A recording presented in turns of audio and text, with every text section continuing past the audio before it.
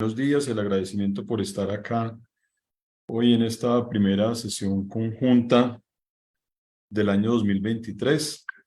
Recordarles que la sesión conjunta, que tiene ya su historia, es un espacio para encontrarnos como Facultad de Ciencias para la Salud. Siempre está abierta la invitación para los docentes, para estudiantes, administrativos, y esperamos que siempre pues tenga la mayor concurrencia, porque acá podemos socializar pues desde cada instancia de la facultad, hoy inicialmente desde la decanatura, desde cada uno de los departamentos, tratando de que sea visualizado lo que se hace en todos nuestros procesos misionales, en docencia, en investigación, en extensión, y algunos otros temas que se pueden tocar acá en esta sesión. Entonces, darles la más cordial bienvenida a este 2023. Y pues como mm, tenemos más o menos pues definido para hoy, yo inicialmente, pues ustedes saben, en este momento me encuentro como decano en calidad de encargado. La doctora Claudia Patricia Jaramillo, quien estuvo en la decanatura durante los anteriores 8 años, presentó renuncia al cargo a partir del 15 de diciembre y me han pedido que eh, en calidad de encargado esté en esta dirección hasta que se surta ya el nombramiento de un decano en propiedad. También saben ustedes que en este momento está pues definido el cronograma para la elección de decanos. De hecho, pues el único decano que está en propiedad en este momento es el decano Gabriel Gallego de Ciencias Jurídicas y Sociales. Los demás decanos están en calidad de encargado, surtiendo, como les digo, el proceso eleccionario de acuerdo a cómo lo determina pues el estatuto electoral y la directiva de la universidad.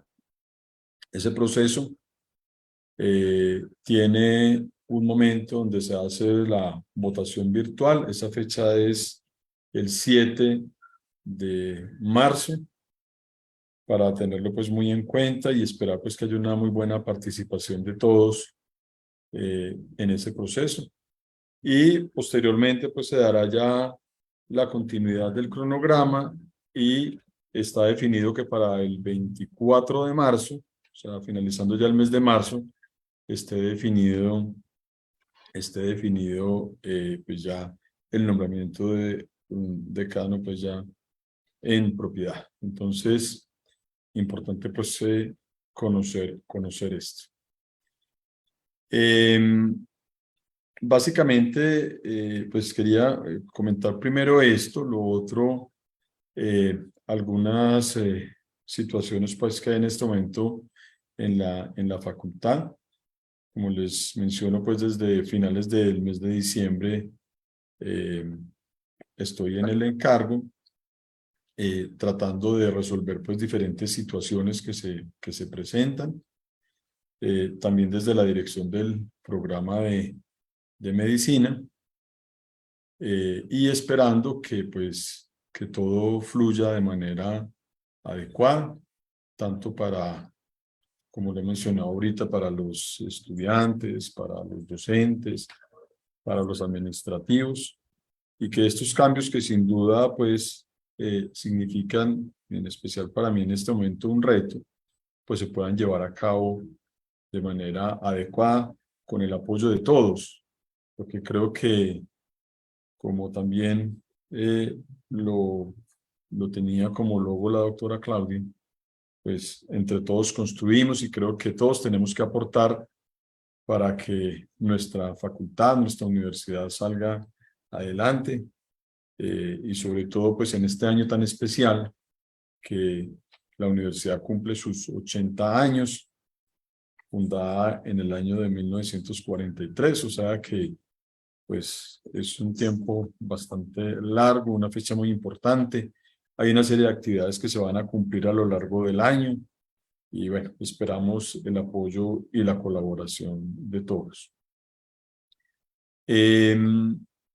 Ustedes saben que desde el año pasado viene realizándose aledaño acá al edificio de la facultad las obras del Boulevard de la 48, que ha tenido pues un sinnúmero de dificultades, de retrasos, pero pues que ya esperamos que pronto terminen esa obra que todavía no la han entregado por completo.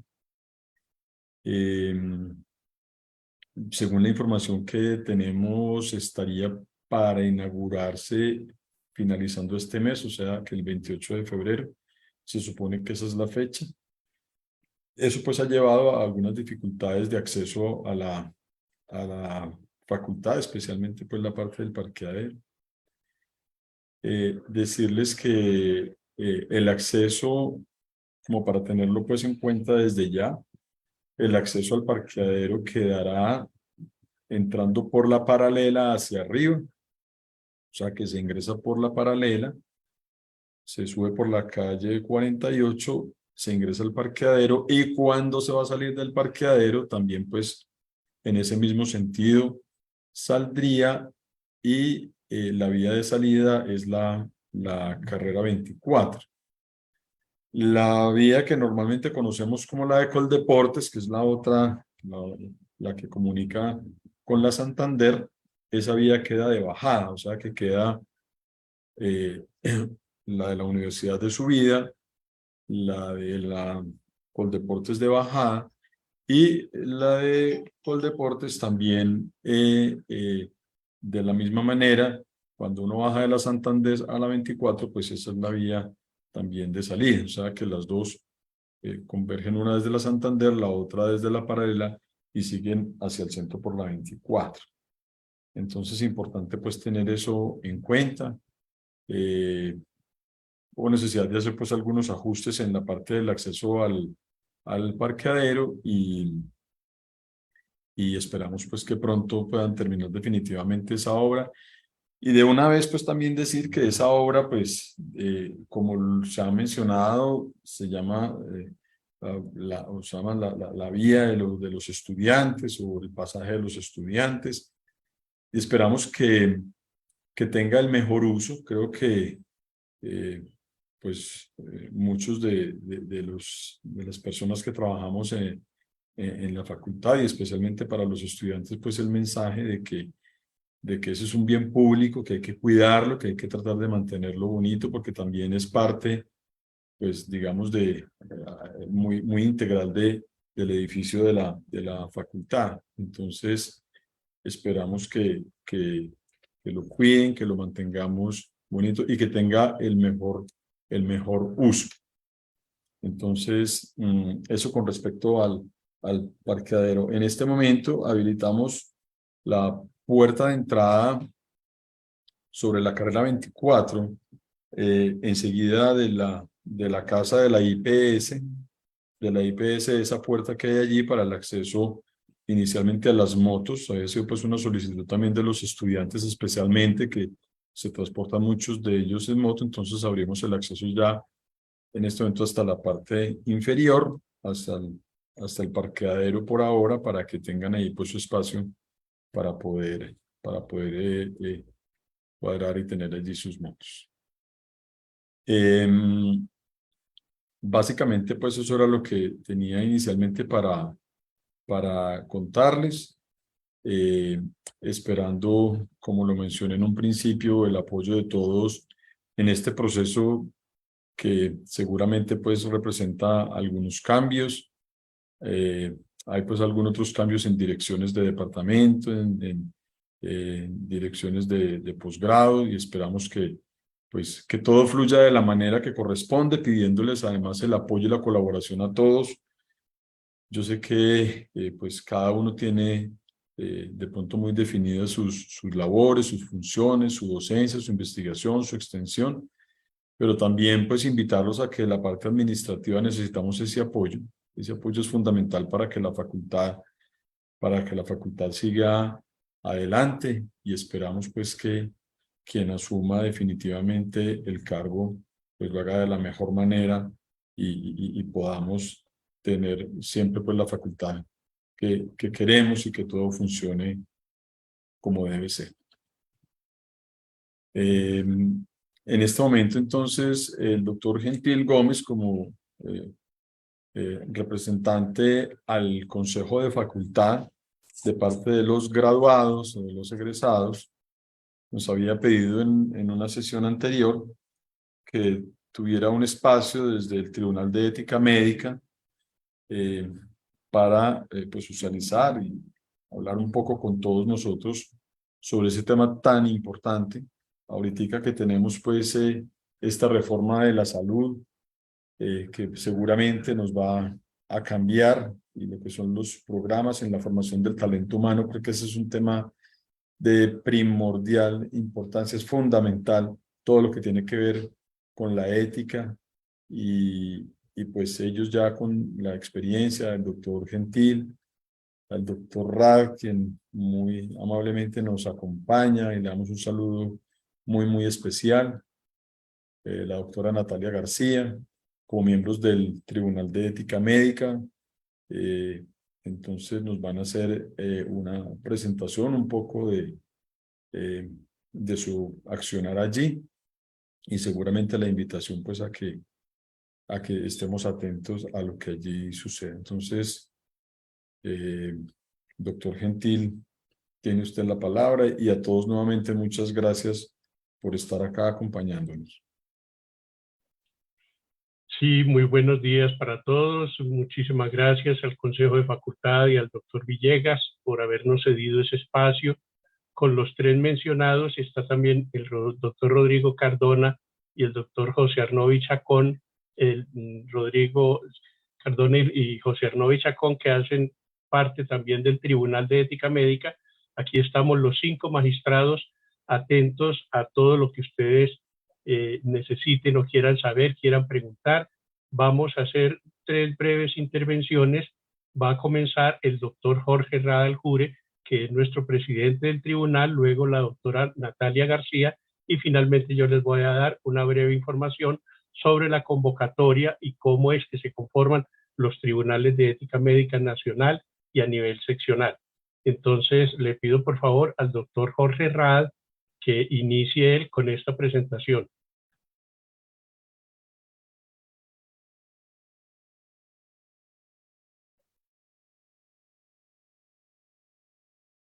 Tiene cerrado el micrófono, doctor Rad.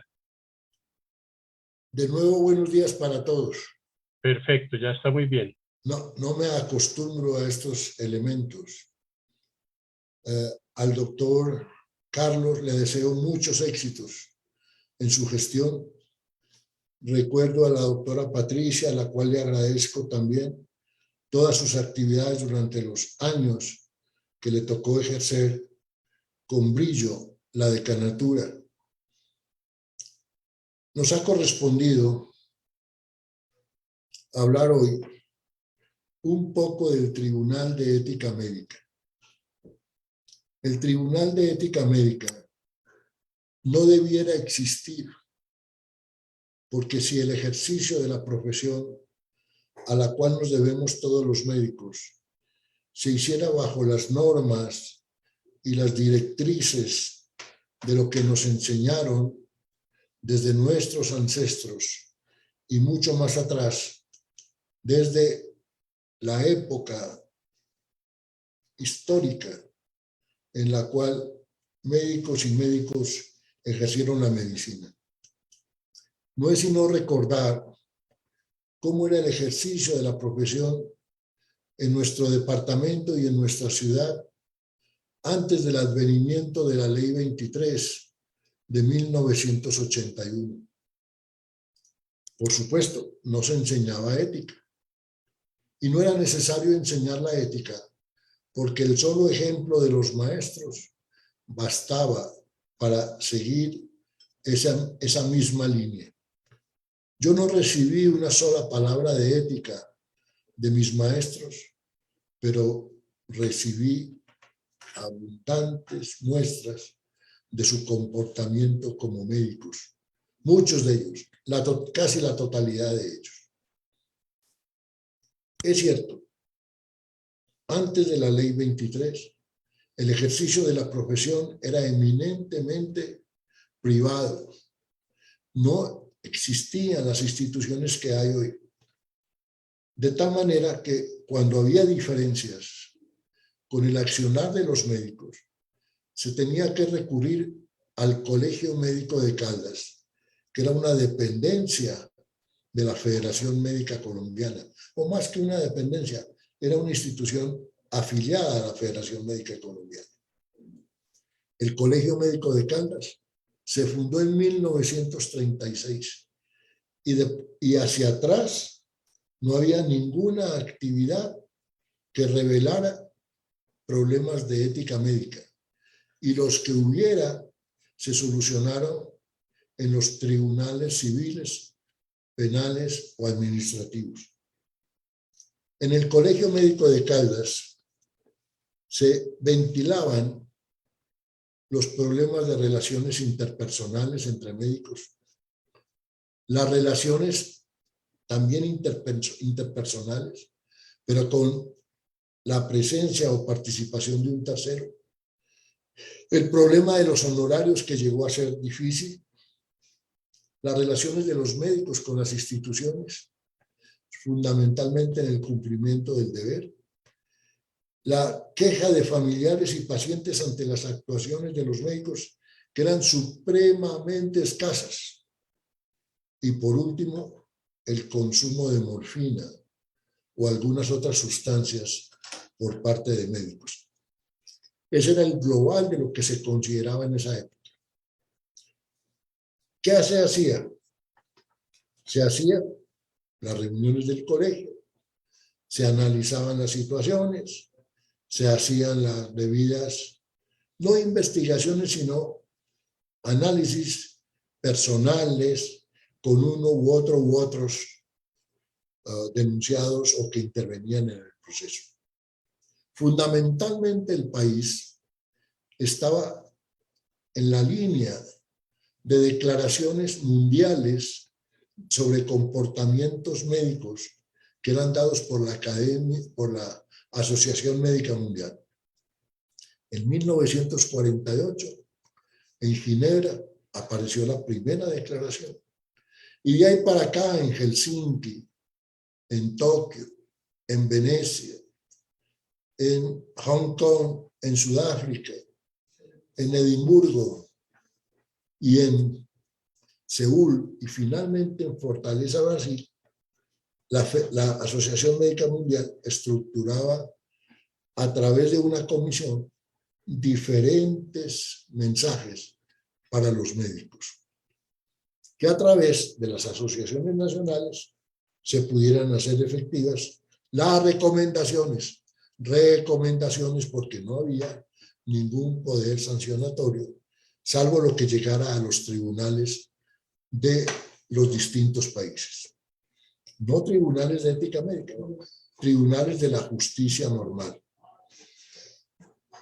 Viendo esto, y que cada vez aumentaban más los casos, y que los colegios se encontraban en una incertidumbre frente al manejo de la casuística, la Federación Médica Colombiana y los colegios médicos comenzaron en 1978-79 a vislumbrar la posibilidad de una norma ética, y repito, ojalá no existiera, ojalá todo el ejercicio médico fuera ético, y terminó formándose un proyecto de ley que finalmente fue aprobado en 1981, que se constituye en la Ley 23 del 81, que tiene muchos aspectos obsoletos.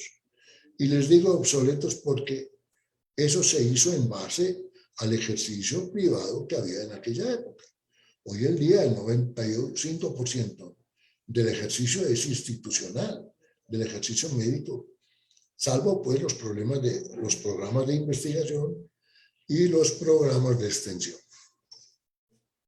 A partir de allí, el Colegio Médico de Caldas intervino activamente en la preparación del proyecto, estuvo en diferentes reuniones locales y nacionales, hasta que finalmente el doctor Camilo Casas y el doctor Genaro Murgueitio, presidente y vicepresidente de la Federación Médica, llevaron al Congreso esta norma y la norma fue aprobada.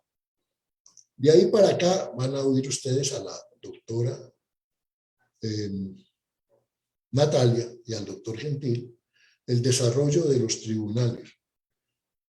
El tribunal en Caldas comenzó en 1983 y en todo este tiempo ha analizado una serie de casos que hoy suman aproximadamente 1.500 casos, pero al principio hubo casos compartidos con Risaralda, con Quindío y con Tolima. Luego ya se independizó el tribunal y seguimos en Caldas. Hay que notar algo que después apareció con muy buen criterio, el concepto de bioética. Y este concepto de bioética es importantísimo en el desarrollo de las profesiones de la salud. Pero la bioética no es en esencia la ética médica, aunque cubra partes de la ética médica. La ética médica es un concepto relacionado entre el médico, la sociedad y las instituciones. El concepto de bioética es universal, que no solamente cubre a las profesiones de la salud, sino a todas las personas que de una u otra manera tienen que ver con el ser humano. Muchas gracias y le doy el paso a la doctora Natalia para continuar con su exposición.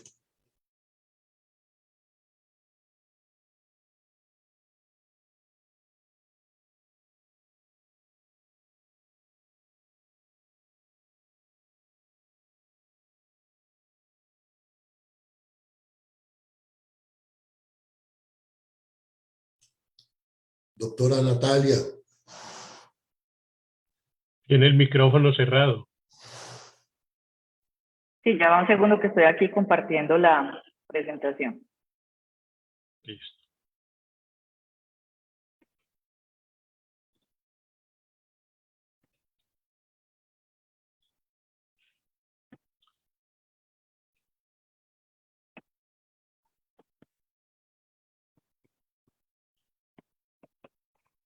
Perfecto. ¿Estamos viendo la presentación? Sí, señora. Muy bien. Muy bien. Entonces, primero, pues un saludo especial a todos los que nos acompañan en el día de hoy.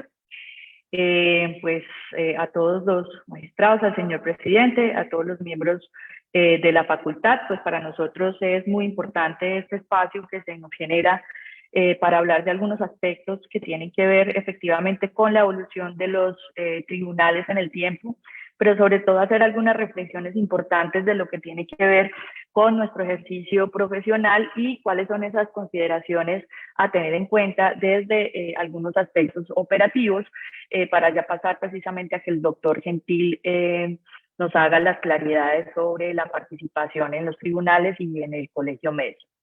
Agradecerle al doctor Rat su introducción, creo que es una introducción bastante precisa y, digamos, ajustada a la realidad de lo que se ha vivido en este tiempo, pero también compartirles un mensaje que creo que para nosotros en el tribunal y en cabeza de nuestro presidente siempre ha sido muy importante, y es precisamente ese concepto de lo que somos nosotros como profesionales de la salud, siendo seres humanos al servicio de seres humanos, en función precisamente de nuestros pacientes.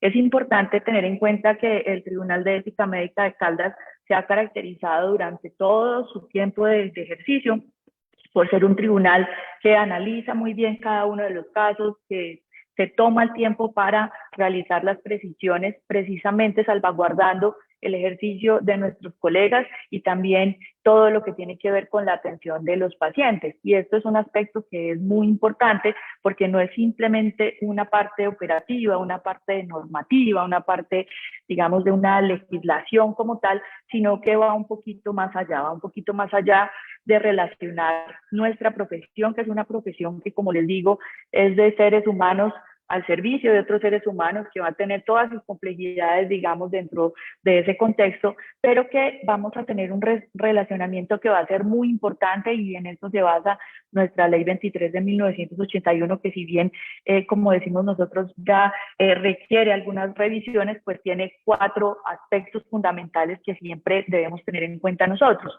Y es que como profesionales de la salud vamos a tener unas relaciones establecidas con efectivamente el paciente y su familia, y esto va cambiando en el tiempo a medida en que se van generando nuevas situaciones problemáticas que tienen que ver con situaciones de inicio y de fin de vida, todo lo que tiene que ver en este momento relacionado con aborto, con eutanasia, con cuidados paliativos, con todo lo que tiene que ver con adecuación del esfuerzo terapéutico, todo eso va cambiando en el tiempo y hace que esas relaciones también vayan cambiando en el transcurso de esa consecución de cada uno de esos momentos.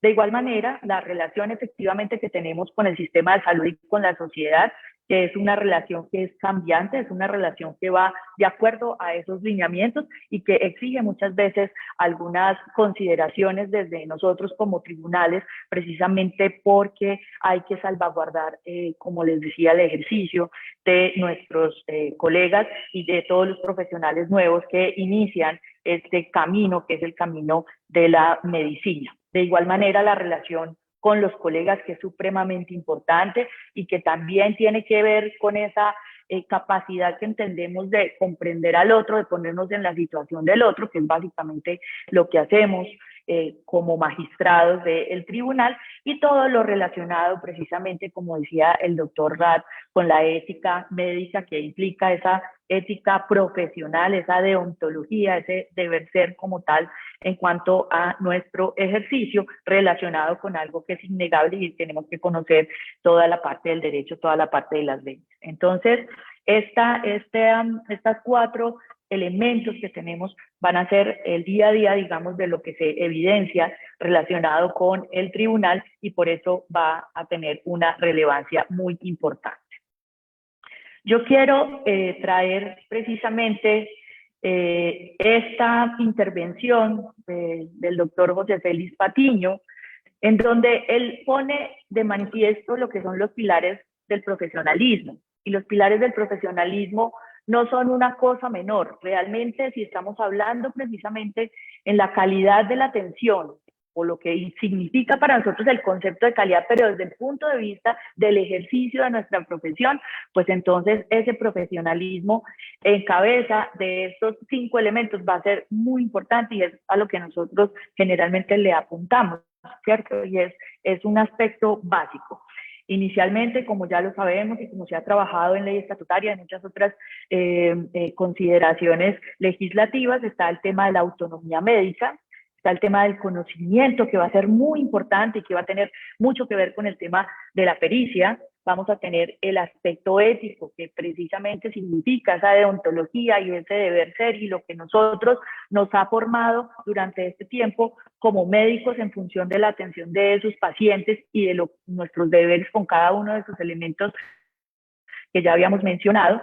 El concepto de la autorregulación, que también es un concepto a trabajar muchísimo en las nuevas generaciones, de qué significa realmente la autorregulación, y sobre todo, pues un aspecto fundamental para nosotros, que es el concepto de la responsabilidad en el marco de la responsabilidad médica y en el marco de la responsabilidad y lo que se consideraría una mala praxis. Entonces, esto que nos deja el maestro José Félix Patiño creo que es muy importante, y pues también ha marcado mucho el ejercicio en estos últimos años, precisamente en el Tribunal de Ética Médica. Entonces, tenemos efectivamente una ley, que es la Ley 23 de 1981, con su Código de Ética Médica, y vamos a tener entonces la reglamentación que se recoge en el decreto 780 de 2016, donde vamos a tener todas las consideraciones de ese proceso ético-disciplinario.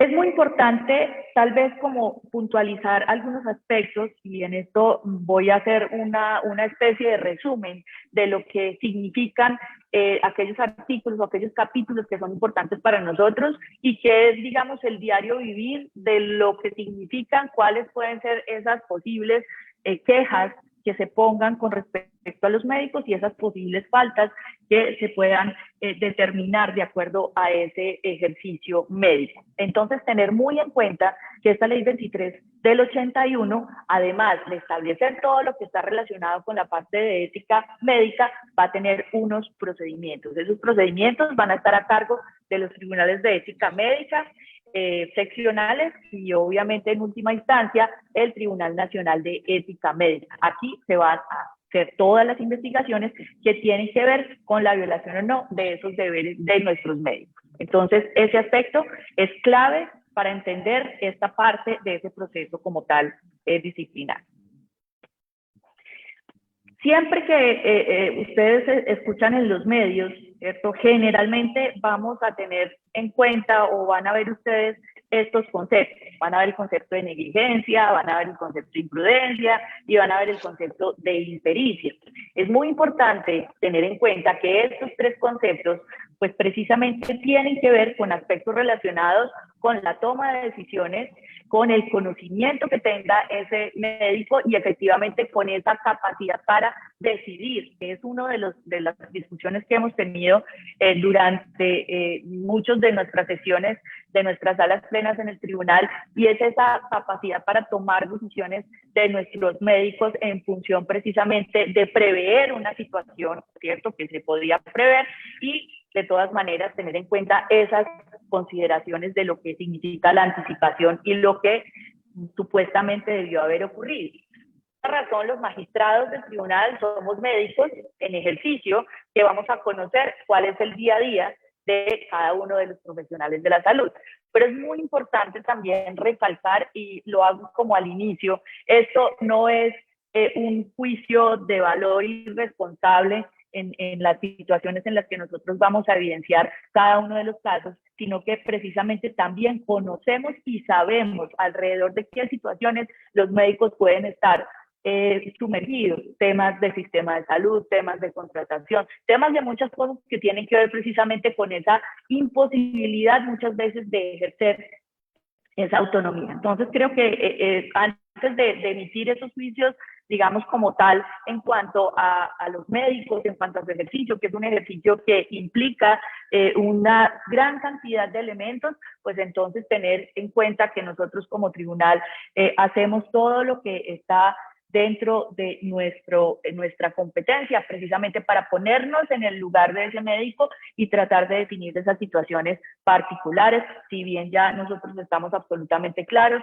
que existe una tipología ya de los pacientes entre comillas, ya no son pacientes, ya tienen unas características que son muy distintas y que han ido, digamos, cambiando a medida que van cambiando el tema de los sistemas, el tema de esa capacidad de participación, de hecho, en muchas de las intervenciones, y esto hace, pues, entonces que esta parte sea un poco más compleja de lo que se evidenciaba, como contaba el doctor Jorge Rat hace algunos años, que era muy distinto ese ejercicio en donde todavía existía una suerte de confianza en ese médico, que era el médico casi que de la familia, en esa práctica privada, que ahora pues va cambiando un poquito y que nos tenemos que acoger y tenemos que entender y tenemos que conocer cuáles son esas situaciones que se presentan.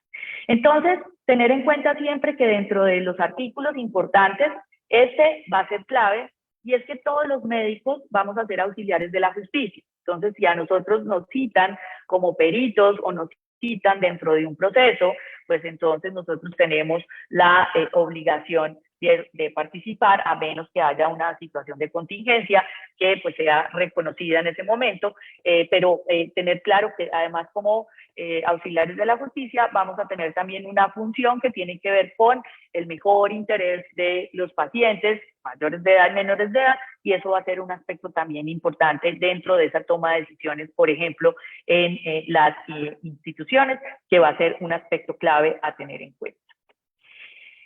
Lo otro que tenemos que tener en cuenta, como ya lo veíamos al principio, es las relaciones del médico con el paciente. Aquí hay varios aspectos que son muy importantes y que tienen que ver precisamente con el momento de concepción de esta ley 23. Precisamente aquí vamos a ver que el hecho de participar o asistir a una consulta o permitir que se dé una atención de un médico a un paciente tendrá que ver precisamente con un acuerdo entre ambas partes, ya sea en este punto, ya sea en una ocasión de un caso de emergencia, ya sea por solicitud de terceras personas o porque precisamente participa en una institución de carácter público-privado. Fíjense que de todas maneras aquí tenemos algunos aspectos de lo que estaba antes, pero que sigue siendo vigente en cuanto a esa relación o ese relacionamiento que vamos a tener con el paciente. Muchas de las cosas que vemos en la práctica, en el tribunal, tienen que ver no ya con el tema del paciente con respecto al médico, sino también del médico con respecto al paciente cuando se rompe esa relación médico-paciente, cuando hay algún tipo de agresión, cuando el paciente está sometiendo precisamente a ese médico a una toma adecuada y correcta de esas decisiones. Eso también lo tenemos que tener en cuenta porque muchas veces siempre se tiene el concepto, y eso está perfecto y se ha manejado durante todo el tiempo, de la vulnerabilidad del paciente, pero nosotros como médicos también somos sujetos vulnerables. Y eso lo tenemos que empezar también a reconocer porque nosotros no somos súper poderosos, nosotros, como dicen popularmente, también nos enfermamos y muchas veces el ejercicio de nuestra profesión en cuanto a nuestros valores, a nuestra deontología, se ve coartado. Entonces, eso hay que empezarlo también a tener en cuenta y que ustedes sepan que eso está incluido en nuestro articulado en la Ley 23 de 1981.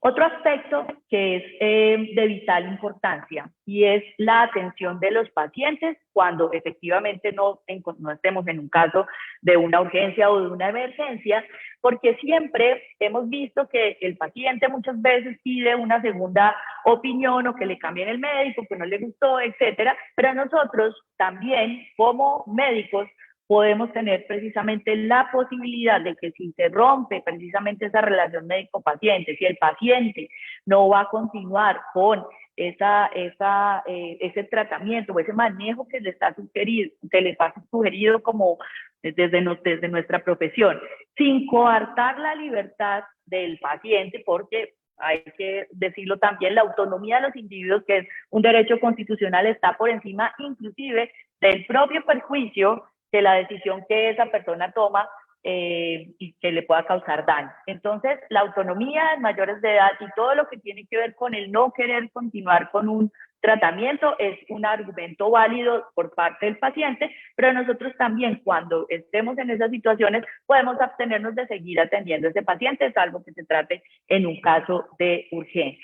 Igual sigue todo ese mecanismo de análisis en cuanto a las atenciones que no correspondan a la especialidad, que ya lo esté viendo otro médico y ustedes consideren que definitivamente pues entonces deba continuar con ese profesional, pero este parágrafo C es muy importante en cuanto a esas evaluaciones y en cuanto a esos manejos que se tienen que tener con esos pacientes cuando se rehusan a continuar con el tratamiento, ¿cierto? Que eso es un aspecto clarísimo. Otro de los elementos, ¿cierto?, que va a ser bien importante tendrá que ver precisamente con el tiempo que se le dedique al paciente, ¿cierto? Entonces, este artículo 10 es uno de los que se discuten también muchísimo, porque si bien sabemos que en este tiempo, en muchas de las instituciones, no existe el tiempo suficiente para poder atender a un paciente, pues en muchos casos hay una falta de atención y dedicarle ese tiempo suficiente al paciente.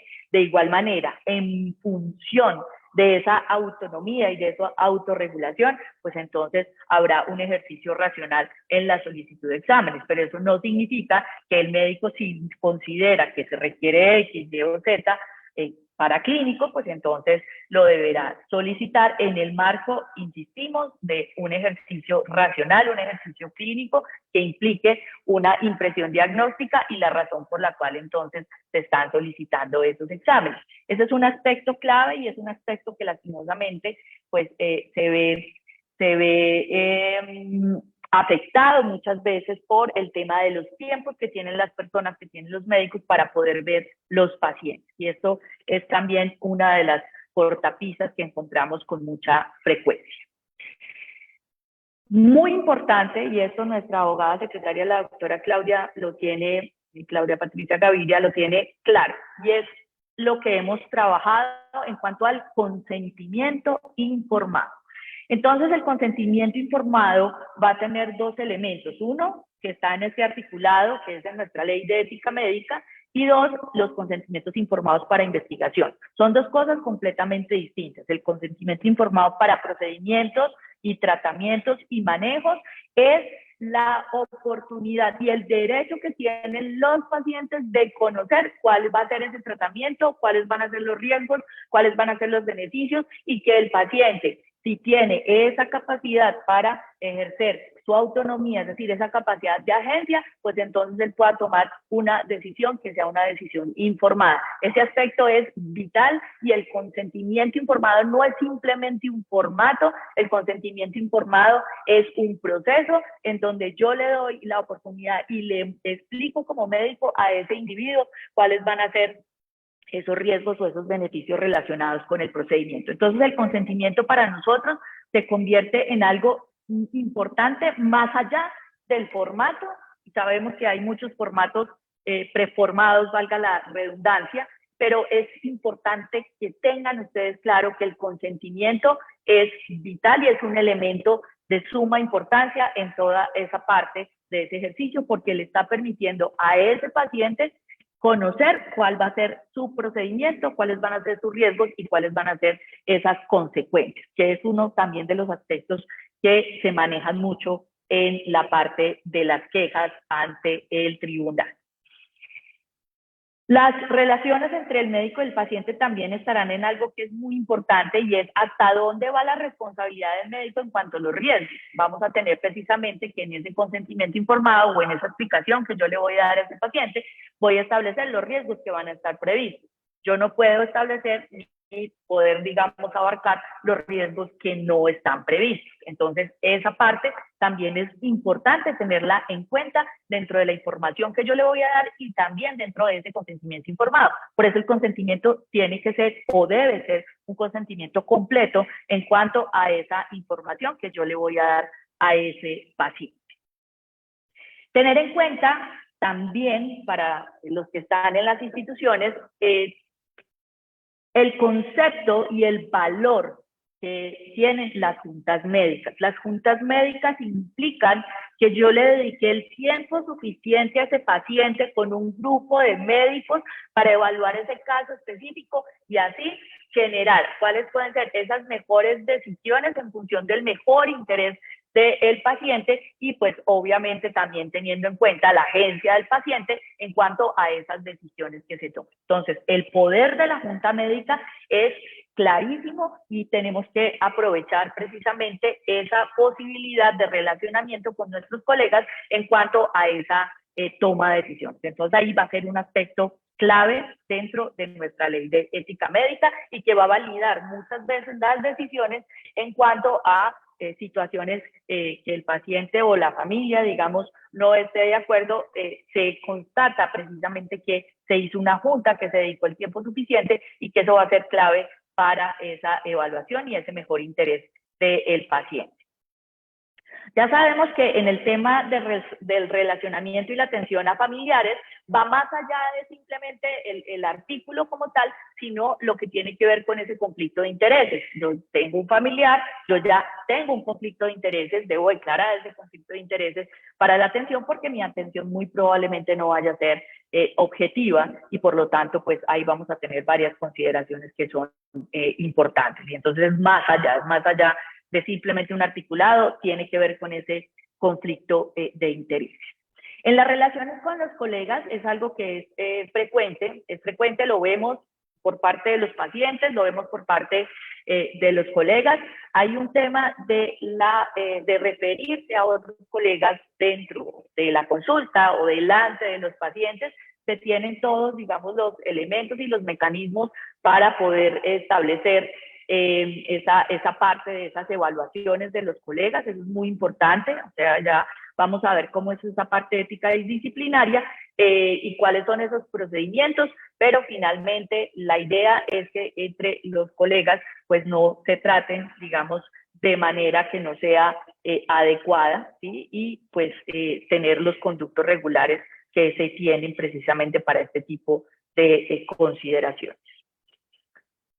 Ustedes lo saben más que yo, la historia clínica se convierte, ¿cierto?, en ese documento y en esa salvaguarda de la atención de los pacientes, del ejercicio profesional, de esa relación médico-paciente y todo lo que implica precisamente esa importancia y ese, digamos, el salvaguardar esa confidencialidad, esa privacidad de ese documento que va a ser clave para nosotros dentro del proceso ético-disciplinario. Lo primero que se va a solicitar cuando se pone una queja relacionada con alguna atención de algún médico va a ser efectivamente la historia clínica. Y esa historia clínica, como ustedes lo saben, es un documento reservado, es un documento al cual solo puede acceder el paciente o los médicos que lo están atendiendo, la institución como salvaguarda, o si es solicitado por un juez o efectivamente por el Tribunal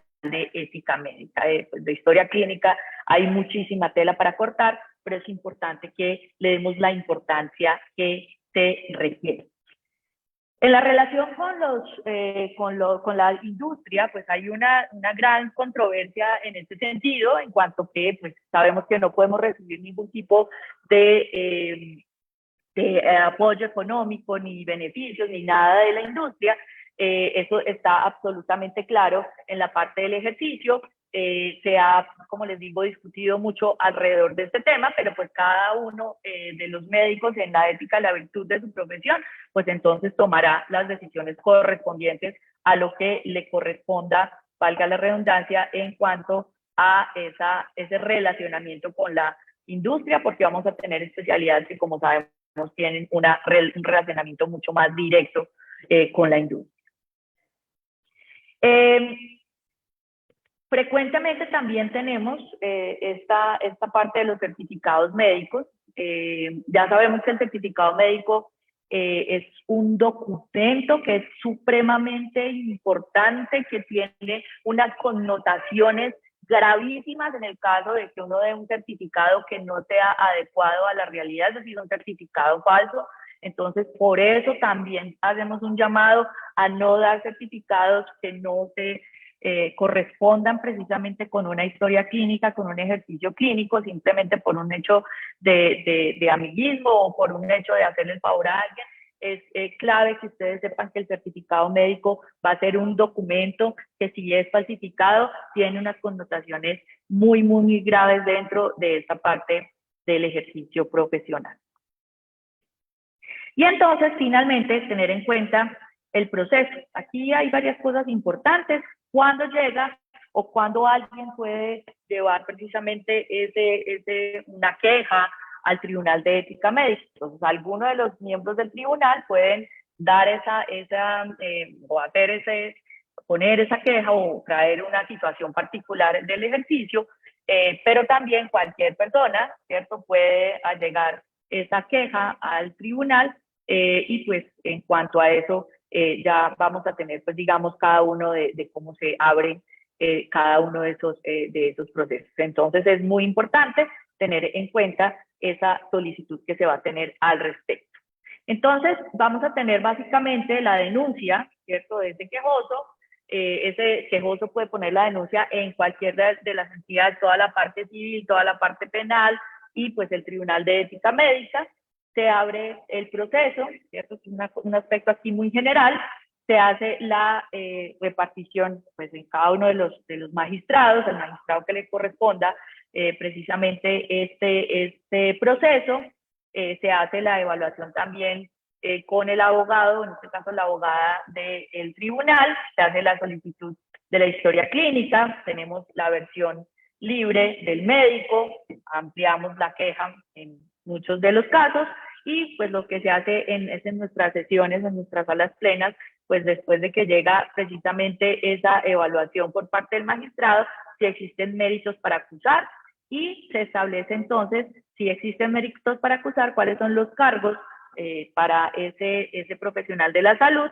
Se hace luego una sesión para los descargos, en donde aquí el médico debe estar acompañado de un abogado, y posteriormente, pues entonces, dependiendo de la situación, vamos a tener los tipos de amonestación, dependiendo de las consideraciones que se tengan de antecedentes y otro tipo de aspectos que son importantes.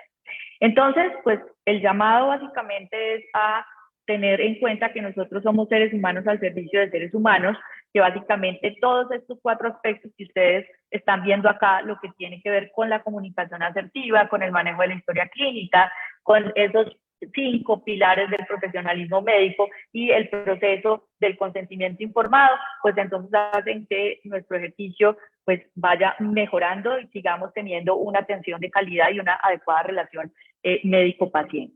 Entonces, pues estos son algunos aspectos importantes a tener en cuenta y les agradezco mucho su atención.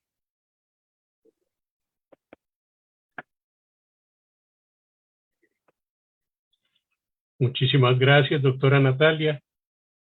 Ha sido una muy clara, muy concreta presentación. Creo que estamos logrando el objetivo. La mayoría de ustedes debe estar con alguna inquietud en la cabeza, deben estar pensando, bueno, ¿y si pasa esto qué? ¿Y si es esto qué? ¿Y si es aquello qué? Ese era el propósito de esta reunión, que hubiese una motivación importante para que en adelante pues estemos nosotros también acudiendo, si es necesario, a los 5 magistrados que hemos dicho, al tribunal, si quieren algunas preguntas o algunas cosas generales, nada de algo que esté en proceso en ese momento, en algún caso en estudio del tribunal.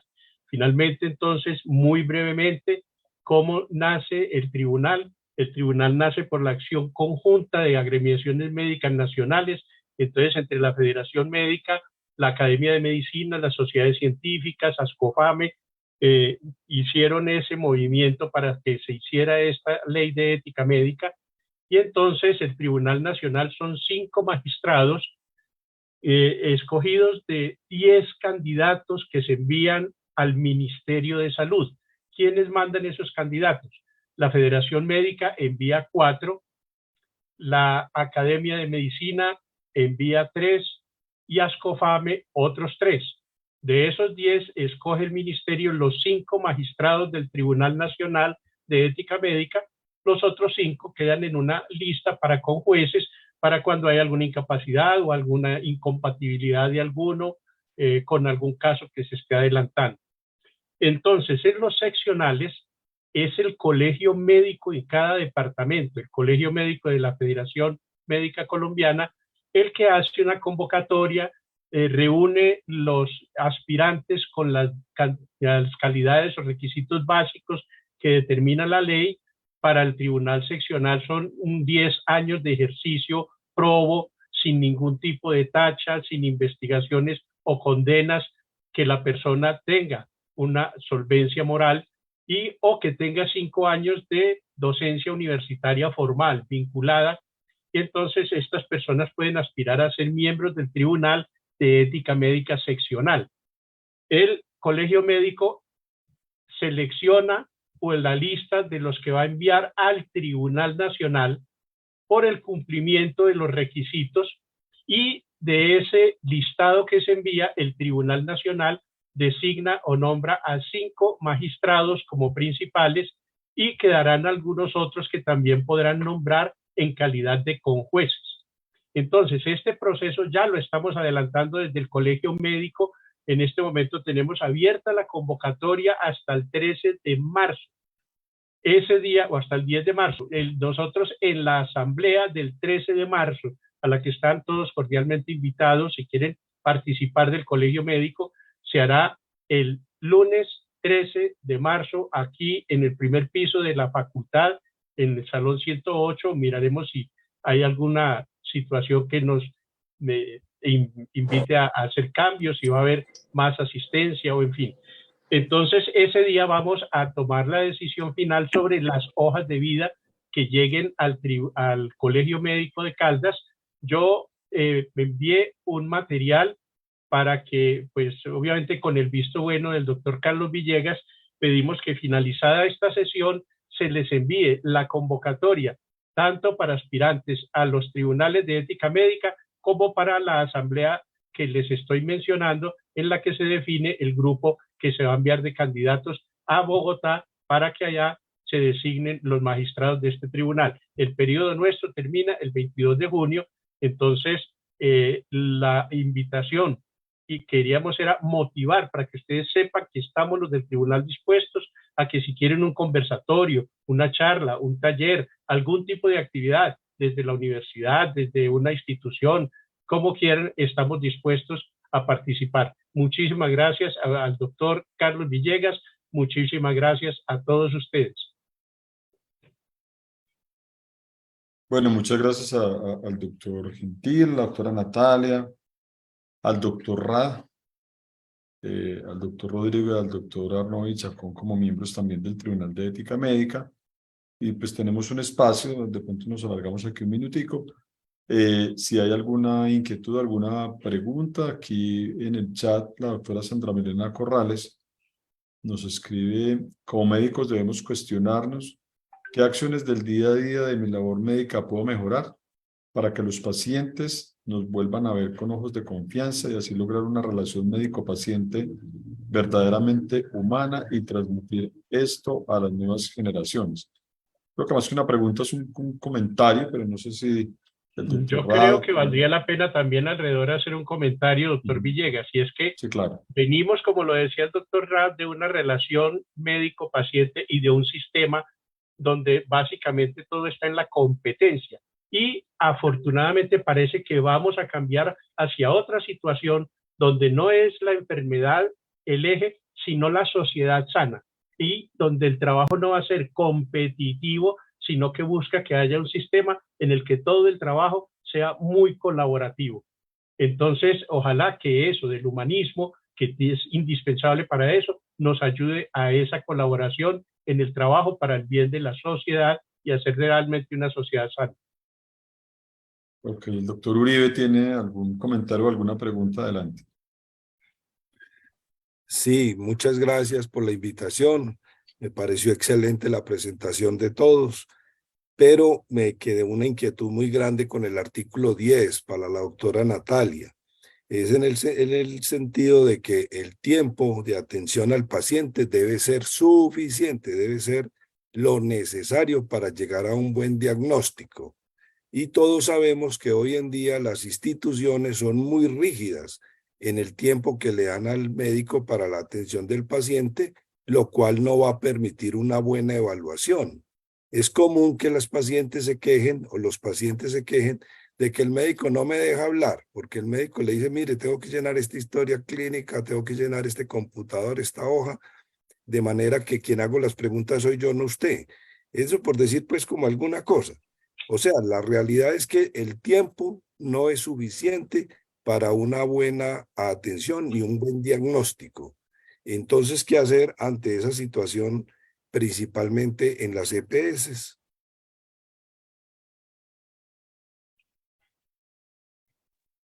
Doctor, es una de las situaciones que hemos evidenciado y que sabemos que tenemos que tener claro cuándo se hacen las evaluaciones de cada uno de los casos, porque efectivamente, si tenemos, por ejemplo, una lista de turnos, una cuestión que nos diga que estamos atendiendo a los pacientes cada 15, cada 20 minutos, eso es una situación que nosotros tenemos que tener clara dentro de esas evaluaciones. Eso es algo que debemos empezar pues, a tratar de cambiar, que sabemos que es muy difícil, pero a lo que me refería en el comentario es que si bien el artículo 10 establece este tema del tiempo suficiente, reconocemos que muchas veces el tiempo no va a ser suficiente precisamente por esas contingencias de la EPS, pero nosotros igual lo tenemos en cuenta dentro de cada uno de esos procesos y de esas evaluaciones. Es básicamente eso, porque cada caso es particular y cada situación pues va a ser diferente.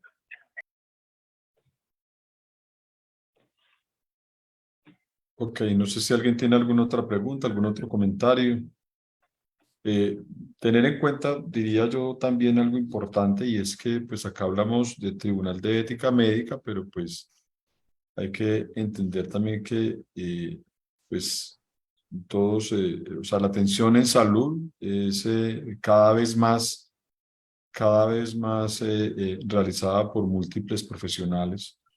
No sé, y de pronto pues hacer la pregunta con respecto al tema de enfermería, si existe, doctor Gentil, en la parte de enfermería también ese tribunal o esa instancia que estudie las situaciones dadas, porque no solamente es el médico, o sea, es la atención de todo el personal en salud. Sí.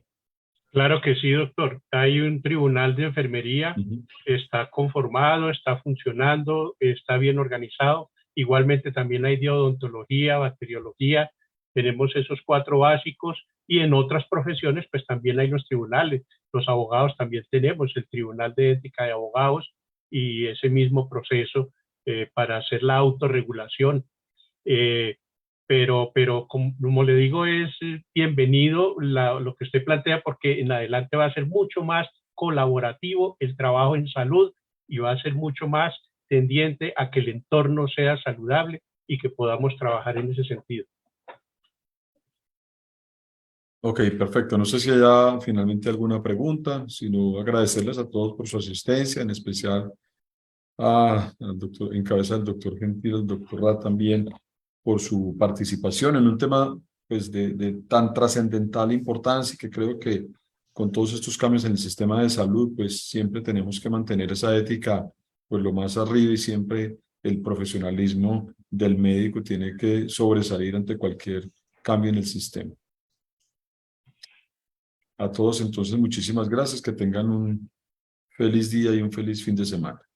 Muchas gracias. Gracias, Buen doctor día Villegas. para todos. Bueno, Muchas gracias, feliz día Felipe. para todos. Muchas gracias, decano. Muy Muchas amable. gracias y buen día para todos.